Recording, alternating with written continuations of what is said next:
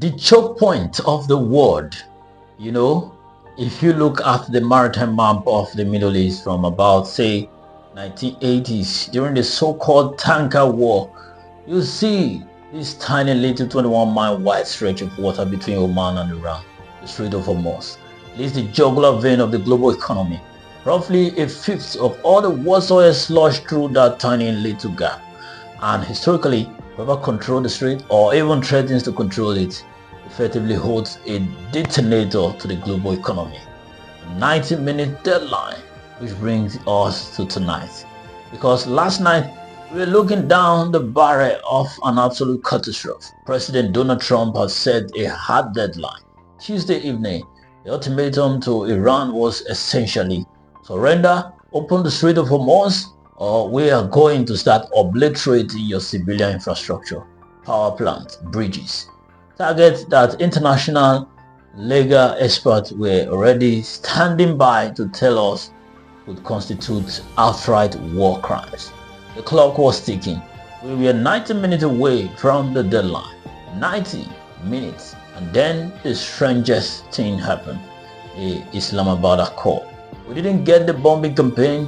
We didn't get a massive regional escalation. We got a true social pause. The president, Donald Trump, announced he has accepted a proposal for a double-sided ceasefire. A 2-week pause brokered not by our traditional European allies, but by Pakistan. The core conditions: Iran agreed to the complete, immediate and safe opening of the Strait of Hormuz. Now, the president is telling us, and I am quoting here, we have already met and exceeded all military objectives, but we are also being told this is just a 2-week pause to allow an agreement to be finalized. So the war is completely complete and we've won, but we also just pause it for 14 days. It is exactly a kind of overlapping contradiction that we have unfortunately come to expect, the global ripple effect. But here is where the story gets incredibly real for the rest of the world. The absolute second this week's ceasefire was announced, international oil market exhaled. We saw Brent Crude price plummeted to 13% almost instantly, and if we want to understand what the stakes actually are here, we have to look outside of Washington. As the geopolitical analysts over at the global briefing point out, as soon as the news broke, a massive 30% plunge in crude oil price sent immediate visceral shockwave through oil-dependent nations. If you are sitting in Nigeria, for instance, the federal budget and foreign exchange are tied directly to the price of that barrel. The ceasefire means relief for hyperinflation on imported goods, but it also means a sudden steep drop in export revenue. The entire global economy is riding the shockwave of what happened in this 21-mile strait. Amazing translation, and just to put a little blow on how precarious this whole Islamabad Accord is right now, the two sides are supposed to be negotiating off a 10-point plan, but today we found out that the Fasiri version of this plan released by Iran included a phrase about the acceptance of enrichment for their nuclear program. This phrase, mysteriously missing from the English translation shared with Western journalists. The US want a total rollback of the nuclear program.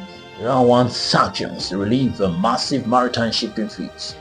Israel is saying this ceasefire doesn't even apply to the ongoing fighting in Lebanon. We have 14 days. Watch this space. Well, just in case you don't know, 11th-hour de-escalation is what we're talking about.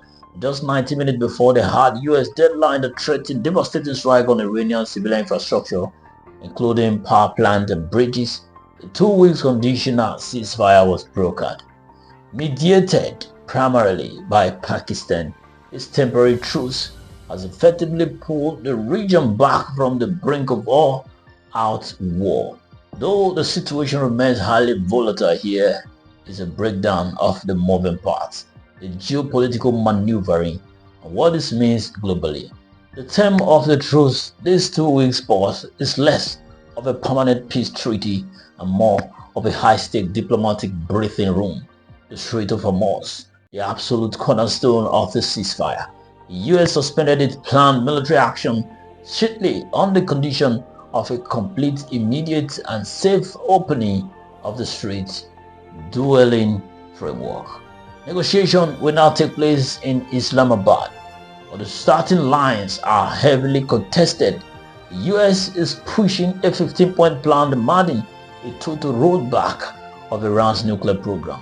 Conversely, Iran is floating a 10-point proposal that allegedly includes sanctions, relief, and release of frozen assets, war compensation, and highly controversial fees up to $2 million per ship for vessels passing through the straits. The Lebanon exclusion is also there. While Israel is publicly supporting the US-Iran ceasefire, officials have clarified that this agreement does not extend to the ongoing conflict with Hezbollah in Lebanon. Nigerian lens. Implication for Africa's giant, while the primary actors are in Washington, Tehran, and Islamabad. The shockwaves of this agreement hit directly at home. Analyzing this through the Nigerian geopolitical and economic vantage point reveals several critical ripple effects. Number one of it is the crude oil paradox. The immediate market reaction to the ceasefire was a massive 13% plunge in international oil benchmarks, sending Brent Crude tumbling below $100 a barrel. A hit for Nigeria, where the federal budget and foreign exchange reserves are intrinsically tied to crude export. A rapid drop in oil prices shrink revenue overnight. The relief, however, a war-driven spike in oil prices would have eventually triggered hyperinflation globally, driving up the cost of Nigeria's imported goods, machineries, and refined products. A could market offer a more predictable economic environment. Number two, we have the supply chain and the maritime security. The Strait of Hormuz is one of the world's most critical maritime choke points. A protracted closure would have sent global freight and insurance premiums skyrocketing. For imported dependent sector in Nigeria, the logistic bottleneck would have translated to severe price hike at Apapa and Tinkan Island ports. The reopening of the Strait shaded the West Africa consumer from a manufactured inflation. Number three, we have the rise of the global south diplomacy. Perhaps the most fascinating geopolitical takeaway is Pakistan's role as the primary mediator. A mid-sized power successfully de-escalating a standoff between a global superpower and a major regional player is a massive flex for the global south. For Nigeria, a country that frequently flexes its own diplomatic muscle with ECOWAS to manage West Africa crisis, Islamabad's success validates the growing necessity and effectiveness of non-Western mediation in modern conflict resolution. What to watch next? This is a provisional ceasefire, not a resolution. The next 14 days are critical. The core friction point, Iran's nuclear capability versus crippling US sanctions, remains entirely unresolved.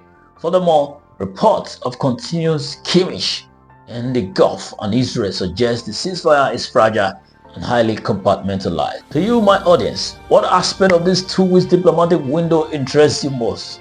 The volatility of the global oil market, the complex nuclear negotiation, or the ongoing regional security dynamics in the wider Middle East? Do well to share your thoughts with us on the comment section. And don't forget to like for more updates coming in from yours truly, Joseph Osamo Iguari on the Global Brief. Thank you. I'll see you in the next one.